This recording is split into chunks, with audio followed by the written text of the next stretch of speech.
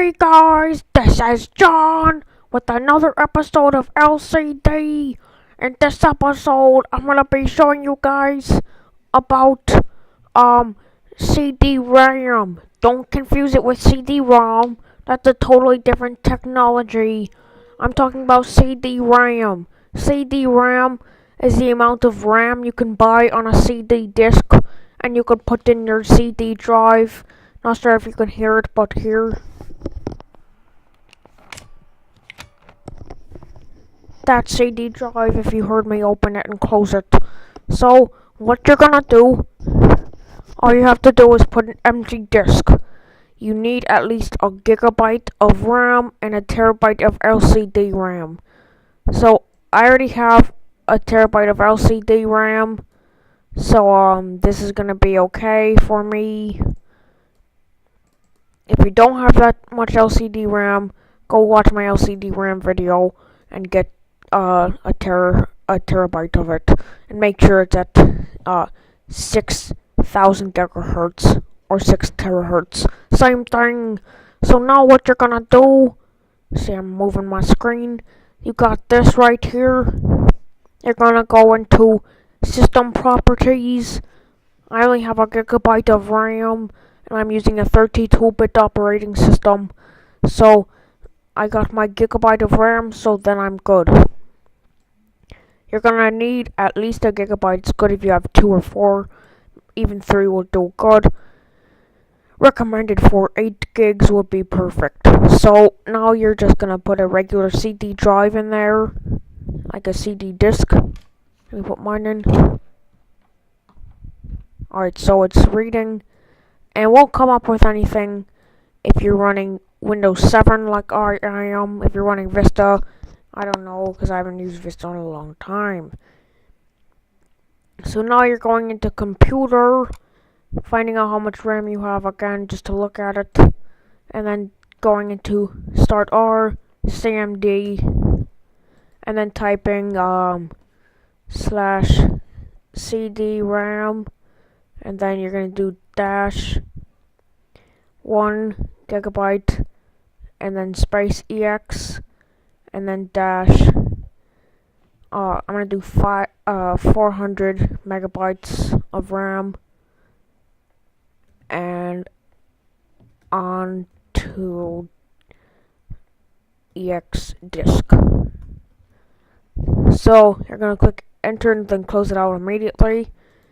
So now you should have 400 megabytes or however many megabytes of RAM on that CD. So let me take it out. So you can see that's my disk right there. It has 400 megs of RAM. Plug this into any other computer and it'll add 400 megabytes of RAM. Now this computer now has 600 megabytes of RAM. So I'm just gonna put this disk back in. So now I have a gigabyte of RAM again. So now with my gigabyte of RAM, I recommend using 16 gigs of RAM and putting around 4 gigs of RAM onto the disk, so then your RAM could be portable and you could just plug it in to a computer without RAM and it could boot all good with the RAM. You just need at least 1 megabyte RAM stick, and then I could add all the other megabytes onto the RAM stick. Make sure not to add too much megabytes or gigabytes to the RAM stick, or else it'll burst into flames and turn your computer into around like absolute zero.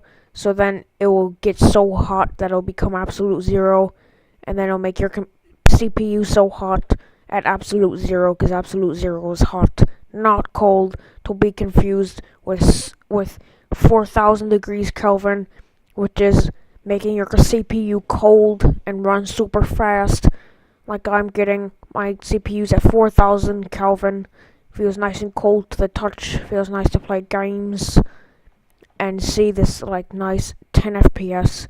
Like this is breaking a world record, I'm positive. Like I've never seen anything higher than 11 FPS. Like wow guys. This is because of my RAM disk and all of my LCD RAM and my monitorial RAM, which is in my next video, Actually, I should just put monitorial in this video. So monitorial RAM will give you a virus, like about 6,000 viruses, but you should get it anyway because it's more performance. But it's taking away performance, but adding even more and giving you spyware. Oops, sorry about that, guys. Let me just make it back to theme. Personalize. So now we're going to you want to go for monitorial RAM, go into start R CMD and then do RAM dash 1 gigabyte. I have that much, and then M RAM like that dash 500 TB. That's how much I'm gonna have. That's how much monitorial RAM I currently have. An LCD RAM. I have 1 ebyte, which is an exabyte. So you're gonna do capital. So sorry about that, guys. So now you are going to with all that, you're going to do space twice, and then do take dash 1 gigabyte RAM, just GB RAM, and then do add dash 1000 exabytes, or actually I'm gonna do yottabytes because that's a septillion bytes, so that's not a lot at all. That's less than a kilobyte. So now you're gonna do that, and then so this will give you immediately 18,000 viruses. So it's perfectly good for your computer. It's not gonna affect it at all. So I'm gonna click add, and then do ex RAM, so it just knows it's extracting from your RAM. So let's see, it's taking out a 1000 yottabytes, which is the largest amount because it's smaller than a kilobyte and smaller than a centibyte. So it's only around 90 bytes. So I'm only putting around 9 bytes in there because I have 1000 yottabytes, and a byte equals a sandwich, like a sandwich of RAM, which I'll talk about in my next episode. Sandwiches, like food terms on computers.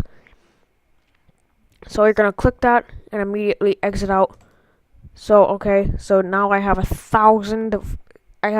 18,000 more viruses on this computer. I already have 26,000 viruses, so now I have around 40,000 viruses on this computer. So yeah, if you want a virus, this is the way to go, because viruses are definitely good for your computer all the time. So if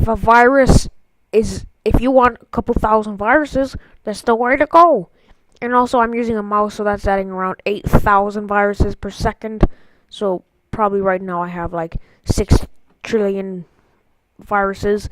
And then having a keyboard adds around 100 viruses per millisecond. So I'm getting like 100,000 megabytes per minute of gigahertz, which means a virus in RAM.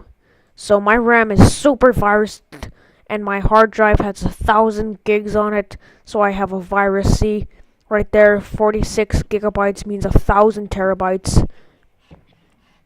And then my CPU has 6,000 terahertz of gigahertz of RAM. So, and my graphics card has 1 megabyte of gigahertz of mouse. Like, it has an external mouse inside of the graphics card, so I can just always plug it in. So if you want a virus, this is the way to go.